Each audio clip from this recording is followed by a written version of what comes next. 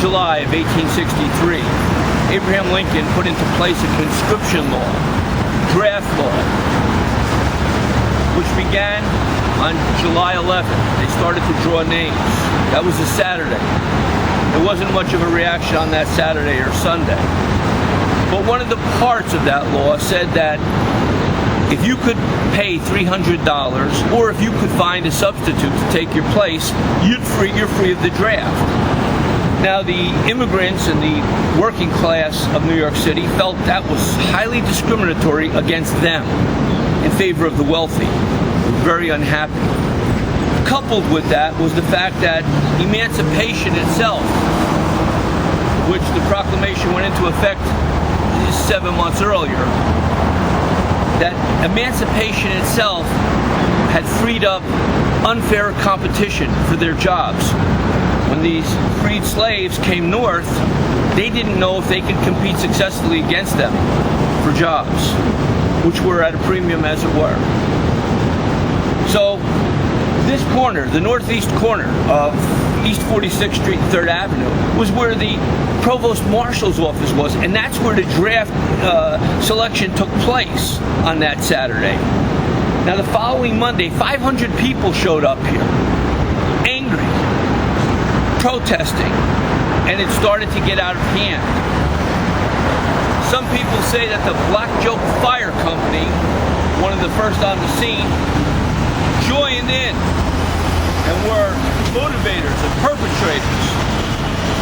All of a sudden, thousands of people started to stand up against this law, and it became a completely out of control riot. Now, although the job competition and the clause which was discriminatory against the working class existed, this whole thing quickly turned into a focus on Black Americans. It became an anti-emancipation riot, and it became a riot that went after the black man as a scapegoat. 11 people of African American heritage were murdered by lynching during these riots. Some people say between 100 and 200 Black Americans were murdered. The numbers of murdered and wounded range from 1,000 total to 10,000 total. It was a dark, dark day in this history. And President Lincoln had to actually call in troops recently returned from Gettysburg. But they didn't get here till the second day, and most of the damage was done on that very first day. Before we leave this section of New York, I'm going to just bring you up a couple blocks to 44th and 5th Avenue, where one of the most tragic moments of this draft riot, which was a tragedy to begin with, took place. And I think you're going to be very interested. Let's pick this up at 44th and 5th.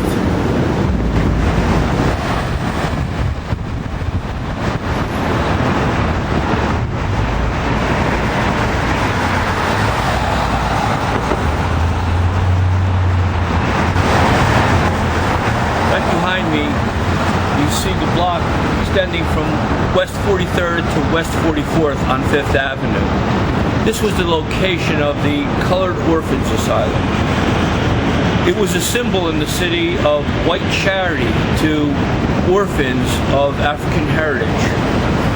And it was assigned to many of the working class as the best example of the upward mobility of the Black American. Now, the alternative would have been for these children to go to a place called Blackwell's Island, which was a horrendous situation, and where the children received virtually no education or no chance to get ahead. Now, on that first day of the riots, January 13th, 1863, the mob showed up here. As I had said, they had changed the focus of their problem to the scapegoat African American. When they got here, they tried to set the place on fire. More reasonable people stood in front and said, no, you can't do that. These are all children in here. But you got to remember something. This crowd, this mob, didn't just consist of men who had the potential of being drafted. It had equal parts of children and women as well. And they did not want to compromise. An engineer named Decker, Chief Engineer Decker, stood on the steps of that building, the Orphans Asylum, and personally, with his small group of 6 guys, they put out the fire that was beginning. They did it 3 times until finally the mob said they would kill them. He tried to explain, but these are children in here. But the mob went inside and they looted everything. They took everything that wasn't nailed down, including the personal little clothing and any garments, anything that existed there. They stole everything. There was nothing left. But that wasn't enough. They wanted to burn the place to the ground. And that's exactly what they did. This place burned down in 20 minutes. It would have resulted in the deaths of the children. There were about a little over 230 orphans who were housed at the time that this riot took place. They all were able to escape out the side on 43rd Street, and they were taken to the police precinct for safety. One of the problems that New York City faced was that many of the rioters were actually the fire department themselves. And the fire departments that did get here, it was their relatives, neighbors, friends who were in that crowd, and they were torn in what to do. Now, the fact that no African American children died during that fire is not a testament to the kindness of the rioters. It's a testament to the strength of single individuals like Chief Decker or like Patty McCaffrey, a New York City policeman who pulled a wagon alongside, took at least 20 kids himself, fighting off rioters who were attacking the wagon as he took them to the police precinct. But there were individuals who stood up amongst this New York City populace and put their own lives at risk, and many of them were beaten just to save these kids. A sad postscript to this thing. Sad postscript is that ultimately they had to put these kids, guess where? Blackwell's Island. Once the draft riot was quelled. Sad day. The Colored Orphans Asylum moved, that never was rebuilt here. It was rebuilt on Amsterdam Avenue up in Harlem, and then later moved even up to around 144th Street. I think now it's at Mount St. Vincent's. It does exist to this day. What a sad day. But this is the kind of thing that happened, all right? This is not just a group of noble working class heroes, noble people standing up for their rights. This is anger being directed at, in this particular case, the most vulnerable and the least fortunate. We are now over on 5th Avenue on 44th Street. We're going to shoot up to 59th, right by the Plaza Hotel, where we're going to see the next item that's important for us, okay? So, since it's right up the block, I'm just going to hail a cab. We're going to go up about 15 blocks.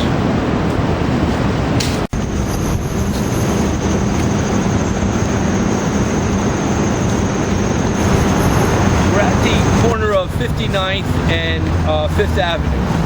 The Plaza Hotel is right across the street from us. But what we're here for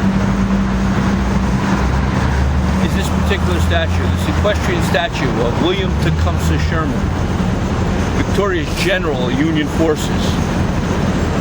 And Auguste St. Gaudens's statue has victory leading William Tecumseh Sherman, okay, on his path to success. If you stand back, of course, the gilt is already almost gone, and as the Civil War Times happens to say, it is in bad need of being re-gilted, okay? But the fact of the matter is, Sherman is portrayed almost as a religious figure. This is post-victory. This is post-assassination. The perception as they look back at the Civil War, which was so contentious, as we just discussed moments ago, right down Fifth Avenue. Well, all of a sudden now it's being remembered as almost a crusade, a holy war, okay, for justice. And look at Sherman. It's the religious overtones of this statue, unbelievable. Now, it's interesting to note, it's being led by victory. Now, that particular statue, that perception of victory is based on winged victory. In the Louvre, you know, it's called Nike of Samothracy, okay? That's that. And also, a little footnote, the model for victory in this particular statue was a young lady named Hetty Anderson. Hetty Anderson was an African-American female who was highly sought after in the late 19th century as a model because of her beauty and physical stature.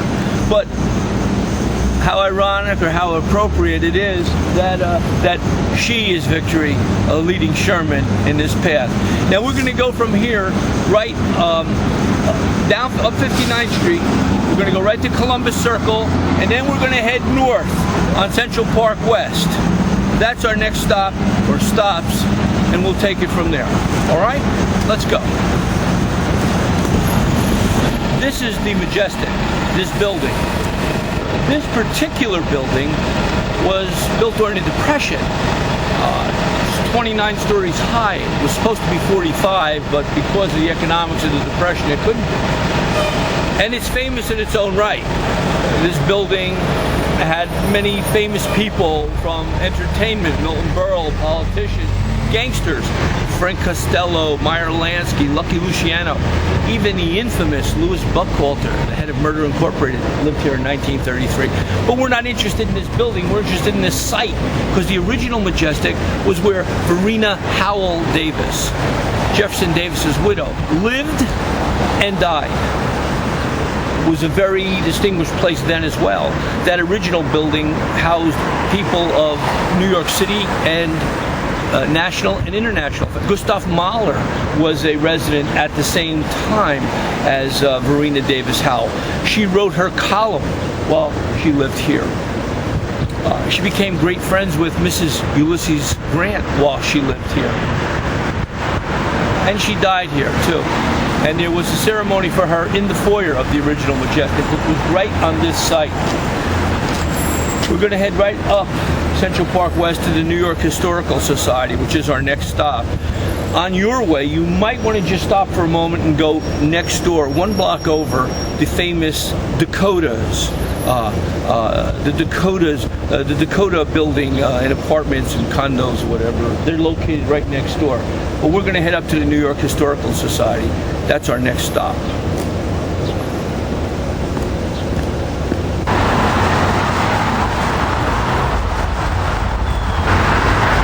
I'm on the steps of the New York Historical Society, right here with Abraham Lincoln. This is a must stop. All right, it could be a brief one, but it's a must. I know there are a number of articles in here that the Civil War interested person would want to see. There's a wonderful painting of the 69th Regiment, very famous as the Fighting 69th, especially in World War I. They were in the Civil War as well, and they're embodied here in a beautiful painting. I know that Jimmy Cagney and Pat O'Brien have made them eternal on film, but in the World War I 69th. But here, when you come into the New York Historical Society, in the lobby, is a display case that has some things from the Civil War that you just have to see. To begin with, they have a copy of the Emancipation Proclamation that was printed shortly after Lincoln declared that it was going to be enacted January 1st. He declared it in September. Right after that, a number of printing companies made handbills to pass out so people could see what they were. There's one in there, it's in mint condition. And what's really interesting, it's right next to it are letters between two brothers in Virginia named Jones, and they're discussing the fact that prices of slaves have become exorbitant in these last couple days just prior to the Emancipation Proclamation going into effect. Next to that is a letter from another person named Jones, a soldier in the Illinois Infantry, who's writing his wife saying that what Lincoln has done with the Emancipation Proclamation has placed him in the annals of American history at a level that only George Washington shares. Two different points of view, huh? Now, in here you'll also see a letter from Abraham Lincoln dismissing Major John Key for disloyal sentiments, for uttering words that were contrary to the vision of Lincoln and the Union, for keeping the Union together, and at what price. He's the only person that was ever dismissed for that reason. But the letter that he actually wrote to Key is here. There's letters from a captain at Antietam describing the battle. There's a map that was drawn by scouts for the Confederate forces of Murfreesboro, which is the city that's closest to where Stone Creek took place. It's a must. Now, let me tell you something else. If you go up one block, by the way, that's the Museum of Natural History right next to us. Go up one block and you can walk right through Central Park, and where you come out is right next to the Metropolitan Museum of Art. My thoughts are this: whether you're a native New Yorker or a tourist, you're going to be stopping at the Met. So I'm not going to take you there on this tour, because I'm going to assume that you, no matter what the reason you're here, will be going to the Met anyway. And when you do, there's a section called the American Wing. Well, it's the New American Wing. And in there are a couple rooms that are known as the 19th century rooms. But one of those rooms is dedicated completely to the Civil War, where you can see bronze busts of Admiral Farragut. There's one called the Freedmen. They're very inspirational and very famous. There are a number of paintings done by Whistler and others, where you can see daily portraits of what's going on in Union camps during the war. It's very inspiring, to the point that you almost want to enlist.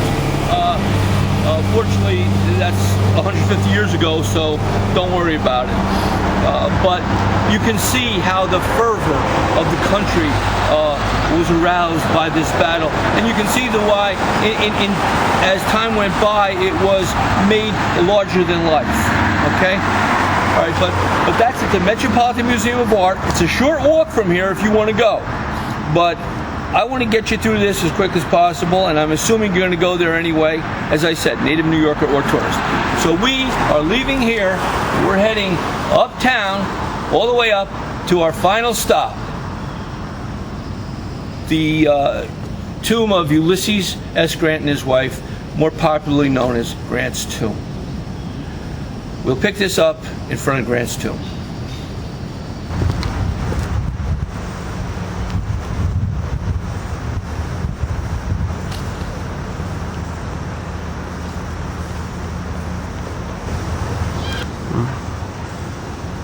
Behind me is the final stop on this tour, Grant's Tomb.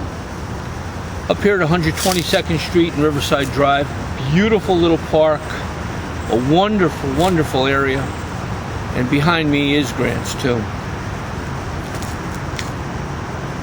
This marvelous piece of architecture, the exterior was inspired by the mausoleum at Halicarnassus. It once was a Persian governor or satrap named Mausolus, and his wife Artemisia II built a memorial to him. And that memorial to Mausolus has been called a mausoleum. Now, in our language, that word actually means any tomb above the ground, but that was the first one, known as that, and it's named for him. Grant died in 1885 of cancer, and a few years later, they ran a competition. There were 65 contestants, architects, to design a fitting memorial to this general and ex-president. A guy named John Hemingway Duncan won that contest, and it was for this design. He was determined to build a monument that had a certain military quality to it. He didn't want it to look like an abode or a dwelling, and so he used the mausoleum at Halicarnassus as his inspiration. And this, actually, in some ways, is nicer, but it's really very, very closely inspired by it, as anyone would be able to see. Now, inside, the interior design, which right here at Grant's tomb are the sarcophagi of Ulysses S. Grant and his wife Julia. The inside was inspired by the tomb of Napoleon at the Invalids in Paris. And it's just a wonderful, wonderful sight. It's the only place in our tour that was a little out of the way, but it was a place I thought we had to come to lay this tour to rest, just as Grant was laid to rest. I want to thank you for coming along on this tour. I hope you enjoyed it. I hope it was meaningful. There are lots of other places along the way you might want to stop in addition to those I gave you, but I can assure you, if you follow our tour, you will find a lot of memorable spots. I want to thank the Civil War Times, who inspired this trip, Christian Kuchak, who did the research for this tour, and you have a safe trip. I hope you enjoy it. Take care.